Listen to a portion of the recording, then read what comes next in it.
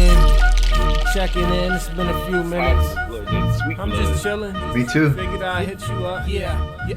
Yo. Anyways, so I think it's been a while since we've done this podcast. We had life happen, and when we try to do a couple of them, be in between now and the last one, we had stuff pop up during it, and we had to cut it short.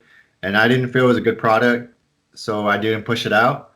However, I am going to be taking some of that information and create like a lost episode or what have you, or maybe add it to this one. We'll figure it out. But so this is like 9 point something. 9 point something, nine and a half times. I don't know. Here we are. Something. We still here. Yeah, we're still here. So how have you been lately?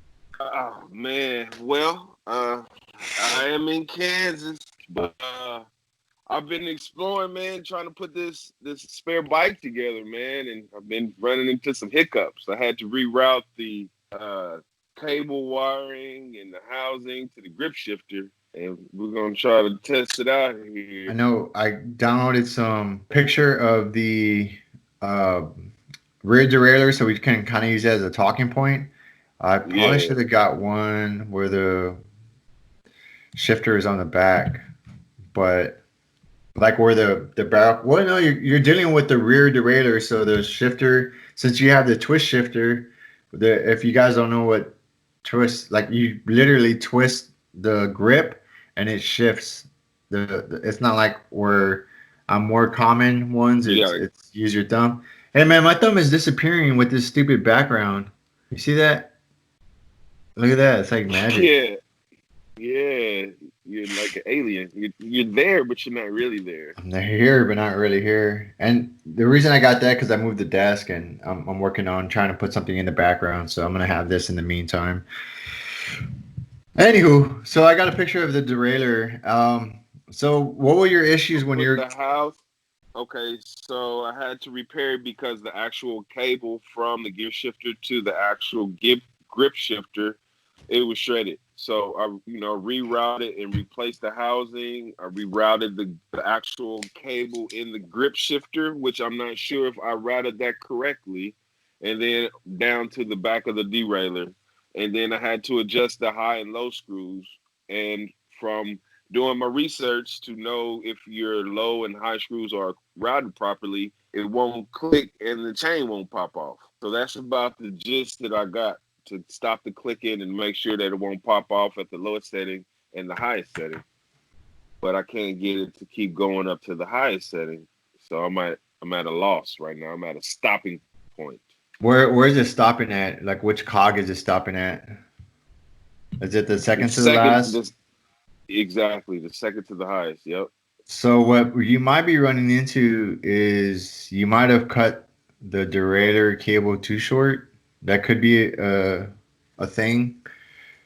I mean, I wouldn't know unless I were to actually see it. Take a gander at it. Right. I can go. I just can't shift gears. Like if I just want to ride, which I'm going to do today, I'm just not going to be able to shift gears, and I'm cool with that because I'll be with a soft skin. Yay! That's a nice looking bike you got there. Thank you.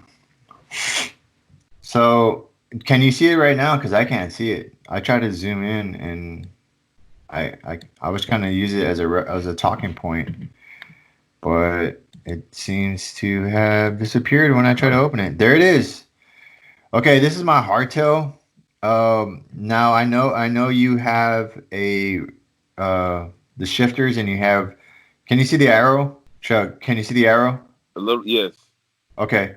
Yeah, so this is all right. This is a 1x, and then you're dealing with I think you have a 3x. You have a Mongoose, a hybrid bike, I believe, mountain bike, hardtail for the folks listening out there, and he's having issues with the shifting.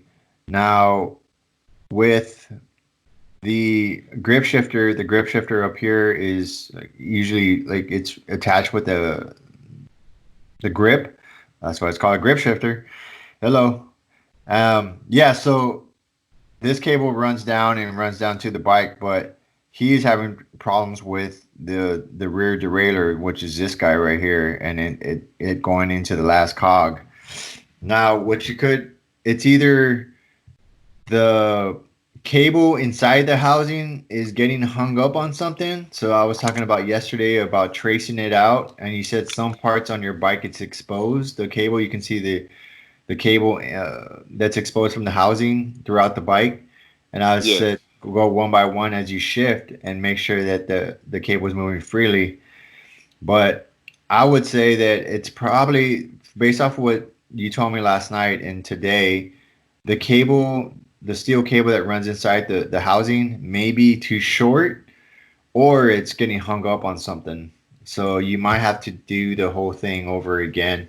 Because normally when you run the cable in, you have to release all the slack from the Mm-hmm. shifter, and then I'm pretty sure you saw the videos on that where they say release it all, and then you have all that the slack out here, and then Yeah. make sure it goes all the way up to the top, and then all the way to the bottom, and then before you cut it, I think. But And then I also was noticing that some videos were saying that to adjust the to get the one adjust by, those. so Chug broke out, but he was talking about adjusting the one by. He has a three by here in the front, so this is a one by on this bike that we're looking at right now, and on his bike is a three by, so that means there's three rings right here, three cogs behind each other, and that adjuster would be on the left. On his bike would be on the left side of his handlebars. So he's talking about adjusting that one.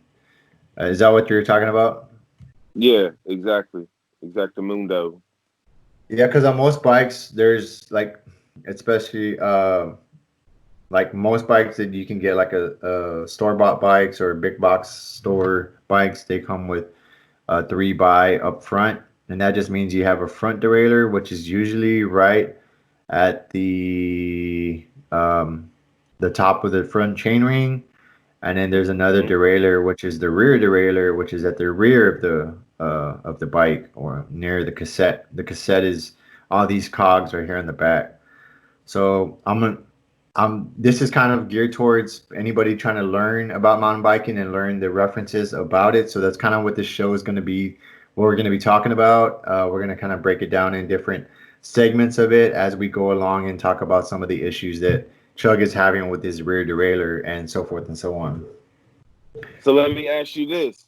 So what if I'm just getting fed up and I'm just throw it in the gutter and go get another and I'm going to the pawn shop. So what should I look for if I'm going to Oh, the pawn shop or if I'm going like, maybe a garage sale? What should I be looking for like for bikes? all right. So I read a few articles about this. I was thinking about this last night.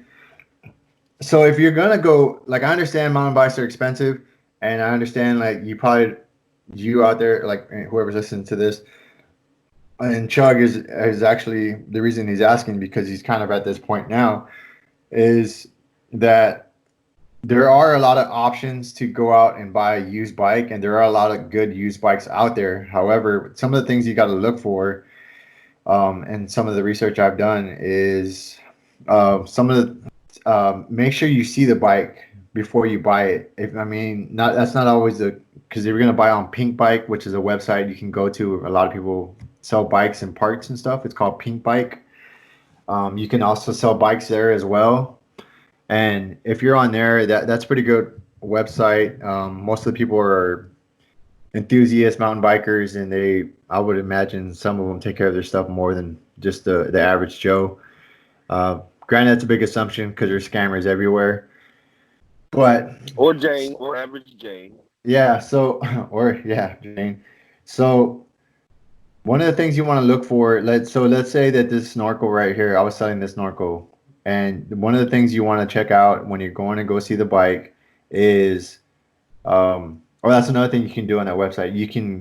There's when you're buying when you're buying a car, you can go to Kelly Blue Book and you can kind of get like a rough estimate of what the bike costs and its condition.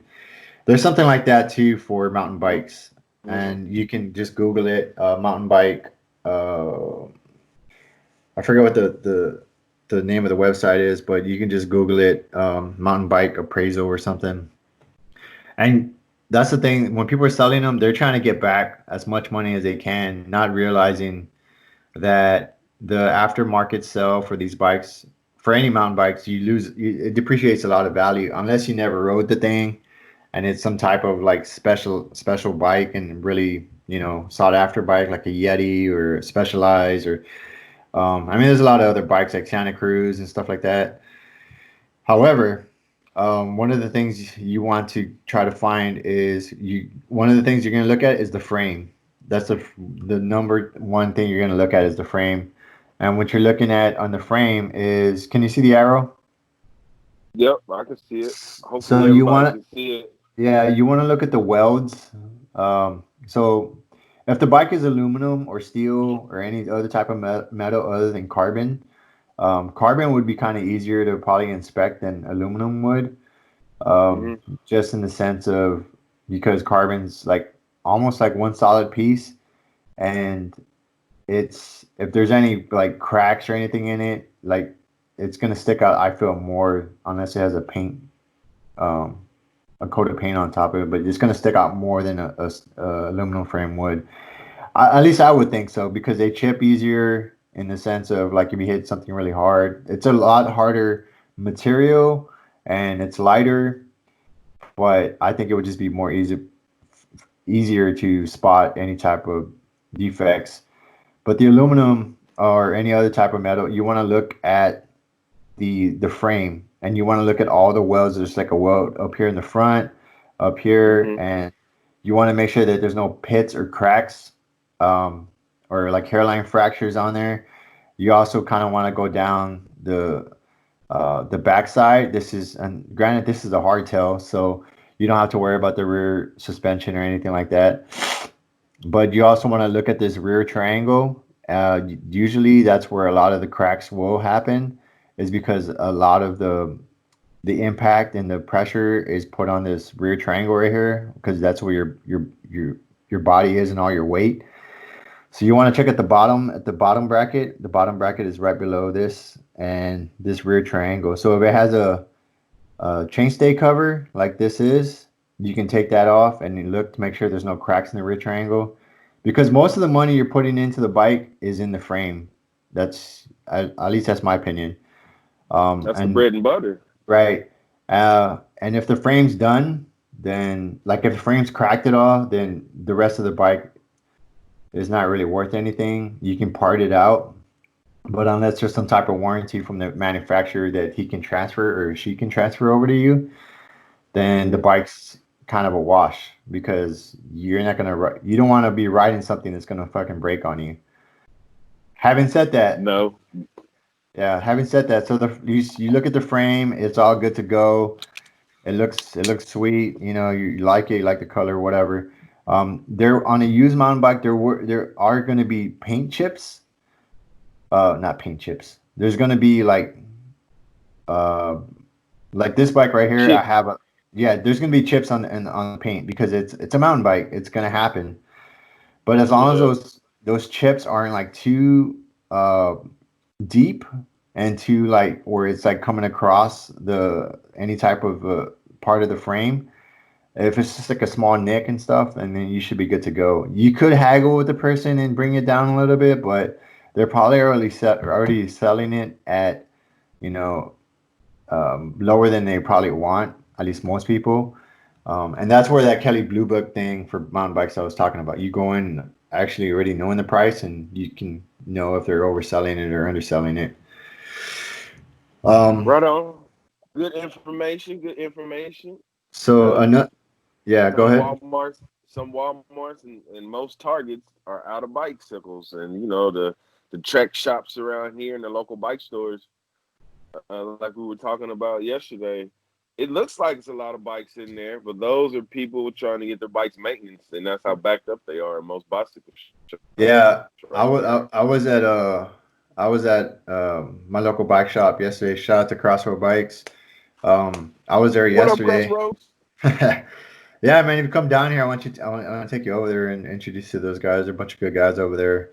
I've been with them since they've been with me since the beginning and stuff. They actually sold me this bike, and I've been kind of going to them ever since. But they were just talking about how, like you walk in there and especially people that walk in there and like they've never been there before, they assume that all those bikes are their bikes, but all their inventory bikes, the bikes that they actually sell, are they probably have like three of them, maybe, and the rest of them are customers' bikes, like people bringing in bikes from, you know, their sheds or whatever. We talked about this before. But one thing we'll get back into like looking for a bike and like the things to look for. Um, Mm-hmm. so I'm gonna leave this picture up. But All one of right. the things that um, they were talking about was that because a lot of these older bikes are coming in and being pulled out of the shed, and so this is just one bike shop, and if you can, in in the city of San Antonio, there's probably like maybe 10 or 15 bike shops, like really good bike shops, other than like REI or these big box stores that Mm-hmm. sell good quality mountain bikes. And if you have, so this is just one store, and they're packed with a bunch of customers' bikes, which is good. I'm glad people are out riding and stuff.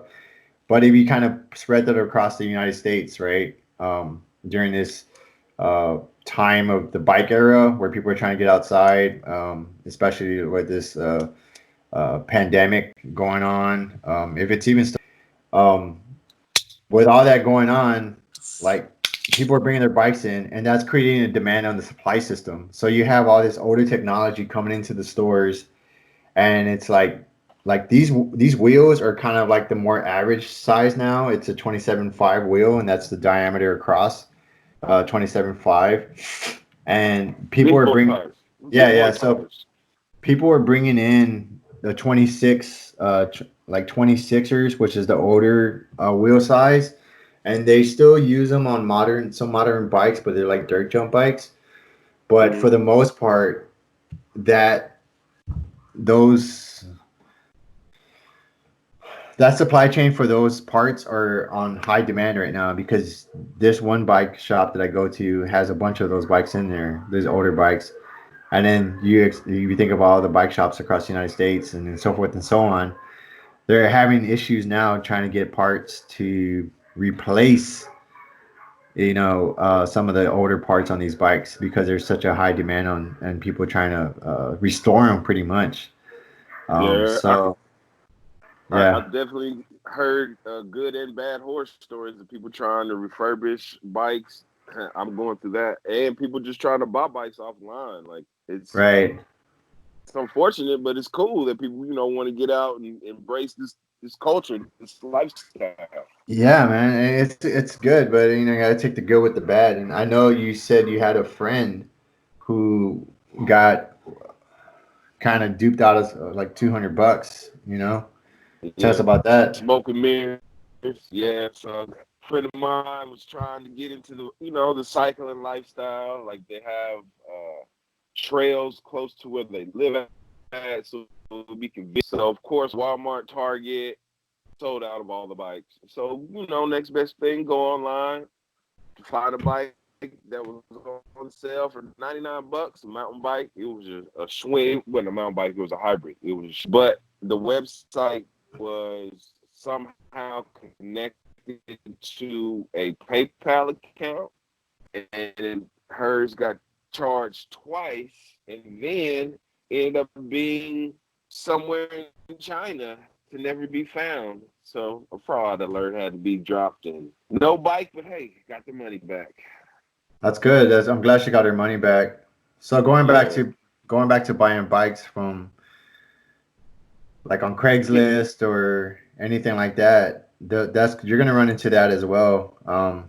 I saw on the news yesterday that scamming is like on a new. I don't know if it's on a new high, but scamming is more prevalent, especially people being at home nowadays, and they're probably trying to make money so however they can. So unfortunately, they turn to other things, or there's just people just always been that way, so they're just fucking scamming money.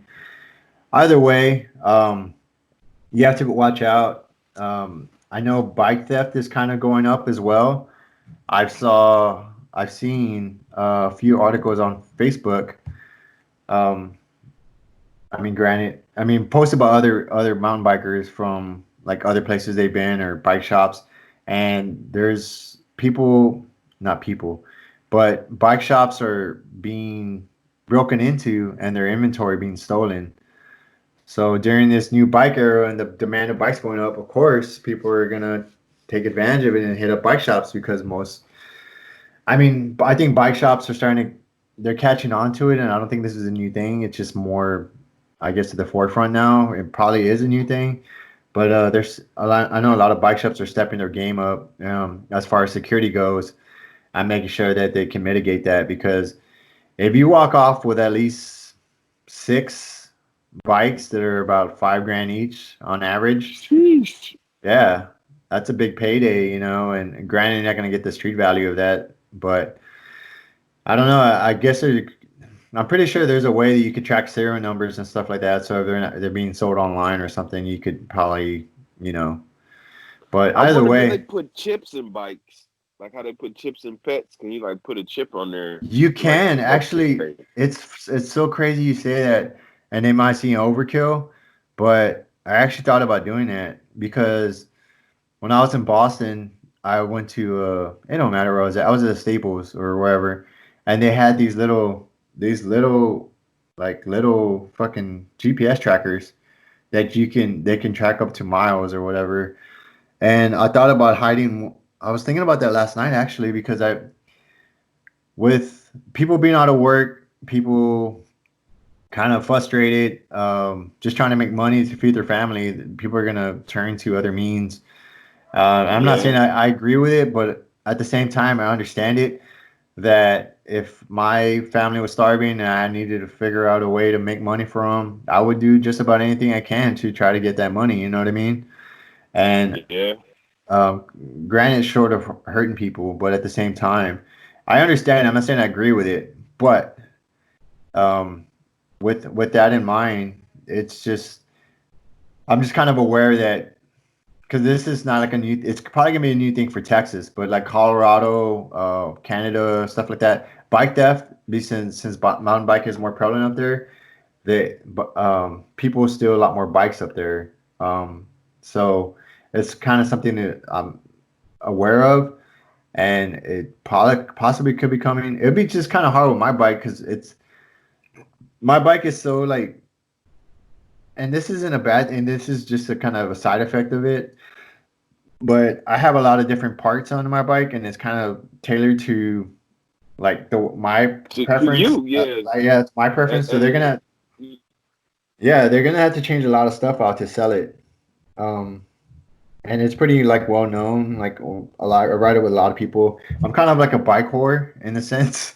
Not a bike whore, bike, but you like bike slut. yeah, well, like I don't know what's the right term, but I ride with everyone. I try to ride with different groups of people. You're a community biker. You're a community Yeah, biker. yeah, man. Like, cause I learn different things from different people, and I don't know. I just enjoy riding with it. So, and I have a little bit more free time than most, so I'm a little bit more, flexible to meet some of these groups and stuff. But Yeah, anywho, that's dope. That's so dope. go, Like I'm excited to go on my group ride with another person later today. See how that turns out. badass, dude. Who are you taking? Oh, somebody I went to college with. So Cool, man. I'm gonna let them use my bike that I know works very efficient and effectively, and I'm gonna ride the bike that I've been tweaking, the Mongoose, and I hopefully see how that works out. just try to ride it like in the front of your in front of your house and see which gears are available to you.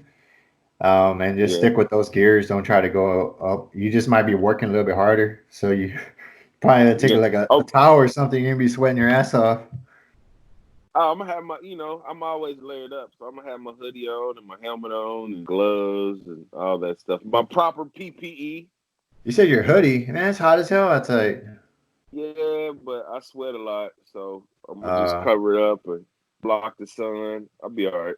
well, make sure you're hydrated, dude. I don't want you to have fucking a stroke over there. Uh, that is what we do. You cut out there Uh, for a minute, but I got it again. It says champagne and beer. the champagne since Champagne. 1903. There you go. What kind of beer is that? Is Middle that? high life. Oh, okay. I couldn't really see it. It was kind of coming in spotty. So, oh, nice, dude. I have a funny story about that. When I was in high school, I was probably my ninth grade year, and like what I've known those to be is called wetas. You know, like white girls is what they're called. I mean, it Yeah. doesn't translate to it, but they call it weta because it's a clear beer and it's like white, whatever.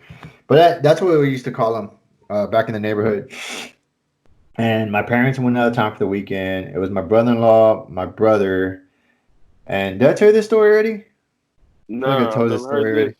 I've never heard So this one yet. they went out of town. My parents were fairly, I don't know, to say progressive, but they would allow me to have like a taste of beer or whatever when I was younger. I never really liked the taste of it, but my ninth grade year they leave. I get, they have like a small get together at the house, and it's like older classmen from the high school. I'm a freshman, so I'm just going into my freshman year, I think. And they're like, upperclassmen, football players. I play football as well, but I got coaxed into drinking with them, and we were drinking the Wetas or whatever, but it was the big 40s.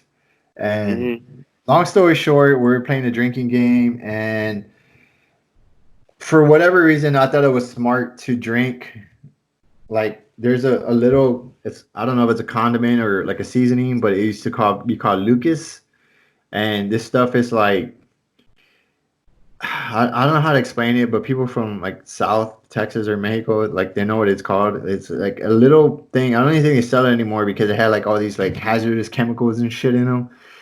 Yeah, I know. It's like a Mexican candy. It's like a Mexican candy or seasoning, and I would just eat it straight up like that, which is which is crazy. But anyways, I was chasing this like I was drinking the beer. It was like boom, right, and then I was chasing it with the Lucas. It's a bad Uh-huh. idea because like now knowing what I know, it's like you're putting something very acidious in your stomach. Yeah, exactly. It's like an Alka Right on. Seltzer. Ah. So fast forward, an hour or two, I'm drunk, and they had me doing push-ups and shit, like when I don't want to drink or whatever, or maybe after drinks. So I'm doing push-ups and all these stupid things. They're making me do all these dumb things. Me like a dumbass, I'm doing them. And then I barf, dude. Not there, but I go to the bathroom and it's like freaking The Exorcist, just like, just all over into the toilet. Uh, I don't miss that. I didn't drink again to my senior year. That like taught me, Really? yeah, that's how fucked up I was. I was like, fuck beer, fuck alcohol. Like I'm just gonna stay I away from don't it. want to do this. I don't want to do Yeah, it anymore. yeah. You make it stop.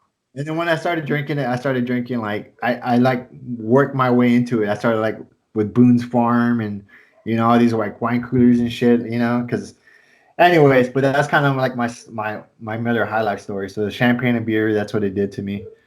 The champagne of beer. Champagne and beer. Yeah. So going back to what were we done talking about bike theft and stuff? So Yeah, bike theft and, oh, protect so your neck. they sell like a little device that you could probably find it on Amazon, but they're like little GPS trackers you can hook up to your phone, download the app, and then you could track whatever you want really. But you could track it's small enough you could put it in your bike. I don't know how you're going to secure it. Maybe you can put it in your handlebars, and then like with Mm-hmm. something so that way because a lot. Yeah, like take off the. So yeah, what some people do is I think I saw it on Seth's Bike Hacks, which is a pretty. Anyway, I saw it on Seth's Bike Hacks, where he writes like on a piece of paper his address and everything, and this is earlier on his address and everything, his contact information, and he slides it in the handlebar like with a piece of plastic, like in a cellophane bag. So if it's ever stolen, that's how he can prove it's his bike because most people aren't gonna check the handlebars for like information and stuff like that. So you could probably put a GPS tracker in there, or in the Yeah. seat. No, maybe not the seat too, but Yeah, somewhere on but your you put a bike, you seat. could If hide you it have a, somewhere. yeah. But the handlebars would seem like the opportune place though, because Right, even maybe like kind of tape it in there on the inside of the handlebar so it won't go nowhere. right, or Yeah. like to the inside of your fork or something. But either way, there's ways to. if you want that extra piece of security, and you want to be able to track your bike just in case, and that's one way to do it. So, little idea for you guys out there. But going Go back for to, it. yeah, man. Gotta So be safe. going back to the, I know we're talking about buying the bike. So there's other things you want to look for.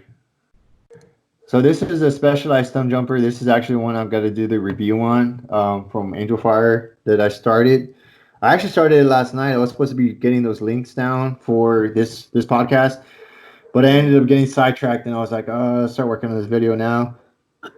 Um, for those of you that don't know, like the software I used, Filmora, it's when I read the terms of this, I know most people don't read the terms of service. But the one that, if you guys are using Filmora out there or Wondershare or whatever it's called, um, that is a Chinese software. And if you guys don't know about China, like every company over there is owned by the government, and they can put stuff in there where they can, track your stuff or, Fish. yeah, fish for any type of information. Go through your stuff. They could put something on it.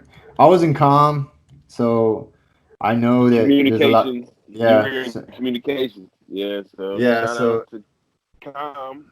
yeah, Combat Com. and it's not paranoia. It's like it's been proven over and over. I was in programs where we had to look for stuff like there's something called grayware, and that's pretty much anything that another country can put in the software or the firmware or the hardware to track anything. Dude, I don't know what's up with this. Oh, this perfect picture right here. Can you see this? Nah, I can't Okay, see it. so I'm froze. I just see my bald spot.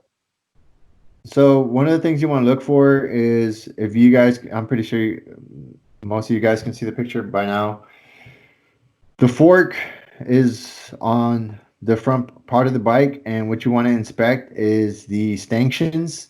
So the stanchion, like this right here, if this has any nicks or burrs in it or any type of scratches on this stanchion, no matter how small, if it's in the metal, then the fork is for the most part done. There are things you can do to like sand it and seal it, and there's like a review, a video on GMBN Tech.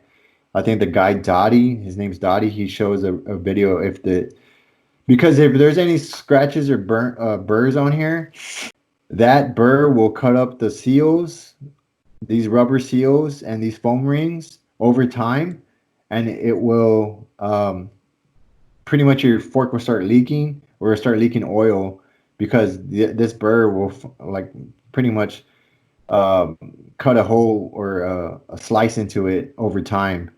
So you want to really check these stanchions and make sure that there's no scratches or burrs on them. It's okay if there's scratches on the lower half of the forks, or they call the lowers, I guess. It's okay if there's scratches as long as they're not like too bad. And you could probably like haggle them down if the stanch is scratched up, not the stanchion, but the lowers. If this is scratched up, I mean you can probably work them down, but it's a mountain bike, so there's going to be scratches on there. It The should brake, be at yeah, least. yeah, the brakes and the rotors, those can all be replaced. So even if there's like the brake pads are worn down, that's kind of just normal wear and tear. So you just kind of want to look at that, make sure the rotors aren't bent. But you could always bend back those rotors. Okay, so we talked about looking And at you the get frame. Go ahead. and you could talking about bending back, going back to the derailleur. You can bend the derailleur back, but you can only bend that back with like maybe one or two times until you got to replace it. Uh, No, you yeah. know, So the derailleur hanger is what. Um, you can bend. yeah, you can. There's a tool that you can go to a bike shop. I don't have one, but it's a just real quick. Uh, Look at the frame. The frame's good to go, and then you work your way up to the fork. You're pretty much going to work your way from the back of the bike to the front. But the big ticket items that you want to look at is the frame. Make sure there's no cracks in it. Um, check the fork. Make sure there's no scratches in the stanchions. And then just kind of do overall visual inspection of the wheels and tires and stuff like that. Because the tires can be replaced. The wheels, they can be replaced. The wheels can be expensive depending on what kind you want to go with. Pedals can be. You'll probably replace the pedals anyways because this is all preference. The grips will probably change because those are all preference. People like different grips. But then you also want, so going back to the derailleur. Mm-hmm. Oh, also if it's a full suspension, you also want to check the rear shock too. Make sure there's no scratches into that stanchion. There shouldn't be. It's very rare that there are scratches in that stanchion, but it's a good thing to check it either way. Nothing by No, it can't hurt. look at it. Can't And hurt nothing. I'd probably recommend if you're buying a full suspension bike or just to have the fork serviced by a shop because you don't know when the last time they serviced it unless they have records or something showing you the last time it was serviced. But that's something you kind of want to do because you want this stuff to work as you want to have as much confidence as you can in the bike and make sure it's good to go. Like when riding it, you don't want to really have any doubts because then that keeps you from trying a lot of different things if that's what you want to do. Which Harlem Night shot me Yeah, in the pinky toe. I've seen that movie probably like at least 50 times. Shot me I in the love pinky toe. I love that part where Arsenio Hall when they're going after Eddie Murphy and they're like firing outside of his house. They're like quick, and then like one guy's like, he's like, man, put that little piece of shit away, quick. He's out crying. All right, so I got a derailleur. This is a 11. This is 11 speed derailleur. Hopefully it doesn't disappear on us, but this is oh shit, it's good spring. So when this is on the bike, you can see the screw right here. Right here, can you see that? I can. This is the back side of it. So if you guys are listening, you're probably not gonna be able to see this, but if you guys seen the derailleur before, we're talking about the part that mounts onto the hanger. So the hanger is attached to this guy, right? And the hanger, it's a go between in between. It's like a fail safe. So if you were to bang, like if you were to crash and this derailleur would have hit the ground, the hanger that this attaches, it's just a piece of metal that holds onto it like that. And if let's say my finger is the hanger, this would bend or break. That way you don't break the frame. That's designed to bend or break before the frame does. Because if this is just attached to the frame and there's no, and if there's not a hanger, then if you break your frame, then you're SOL. Because because the frame once the frame is gone, then it's so if you're looking for a new bike and you want it to sustain crashes and stuff like that and last you longer and have your money go a lot longer, then you want to look for a bike that has a rear derailleur hanger that it sits on. If it's attached to the frame, you want to second guess that because if you crash in it and the frame breaks, then there goes your $200-$300 or whatever you have. So that's another thing to look for is just to make sure that the bike you're buying has a rear derailleur hanger on it and it's not just attached to the frame. So I was just using this as a talking point. Hey, that's helping me out because I'm definitely gonna use that information, for secondhand bikes. Yeah, so it's just something you definitely want to pay attention to is a secondhand bike. Like if you're gonna, I mean, like I said, there's a lot of good bikes out there. So one of the things you want to like look for when you're buying, like if you're looking at a full suspension, is you want to look at the linkage system. Like make sure all the bolts and stuff are and the rear links of the rear triangle. You want to look at the rear triangle. You want to make sure like what pretty much the rear triangle is like the back part where the rear tire is at. That whole section right there and make sure there's no cracks or anything in that. But you also want to make sure that the linkage, which is all the pivot points on the back side of the bike, are like the bolts are all there and it's not grinding or it's not like too loose. Because if they've been riding it with the rear suspension or the rear triangle too loose, then that could burrow out. It will bellow out each pivot point into the frame itself, and that could cause problems where you can never really tighten it again, and you're gonna have to repurchase like another rear triangle for the bike. So you want to make sure all the bolts are good to go, and then there's nothing loose. You can try to wiggle the rear tire. Um, but pretty much like the frame, the pivot points on the rear suspension, and the stanchions on the shocks is things you want to look at.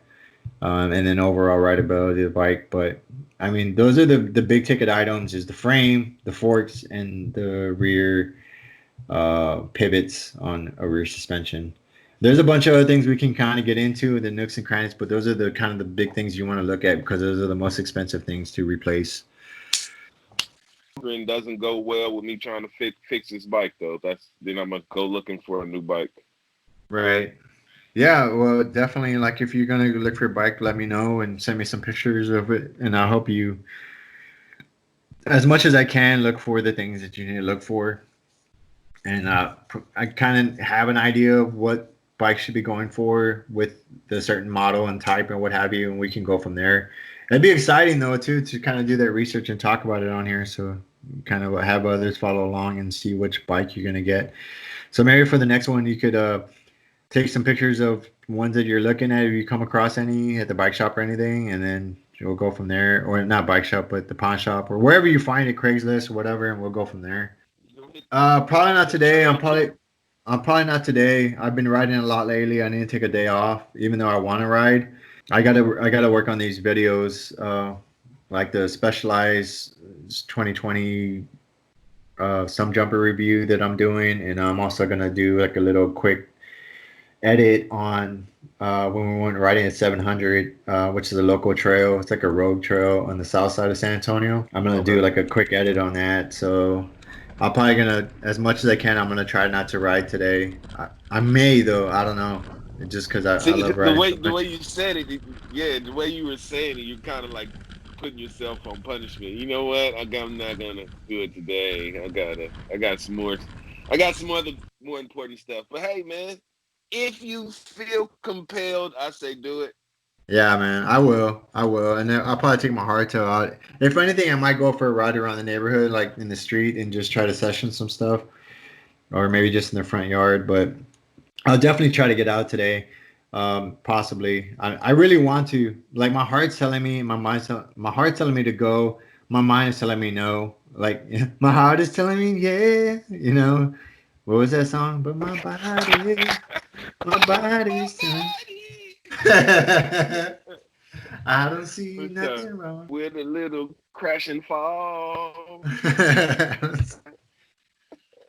Yeah, man. But hey, if you get out today, if any of you guys are riding today, hopefully you guys were able to stay with us this long. I know we had a lot of issues. I'm gonna try to edit out most of them, but I hope you enjoyed today's talk as far as trying to look for new bikes, and try the things to look for.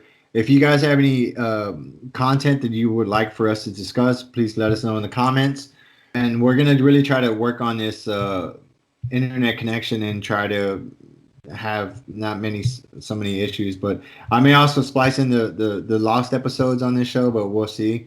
But if you guys have any questions or anything or comments, just let us know. Where can Chugg, they find everything. you at? Where can they find you at?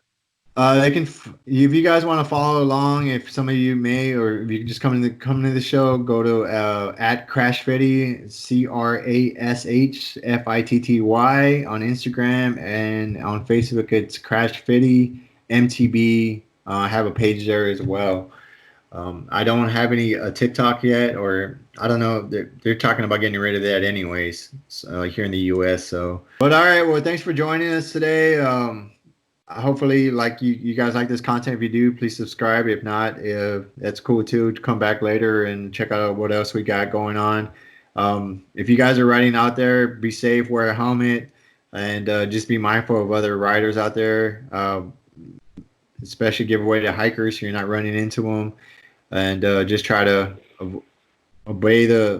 be courteous of other people on the trails. They're not your personal trails, so heads up on that. Chugg, thanks for your time. Yeah, be safe out there. And when you go out for a ride, make sure the person riding with you wears a helmet. They fall down. They only got one head, so we'll see how that goes.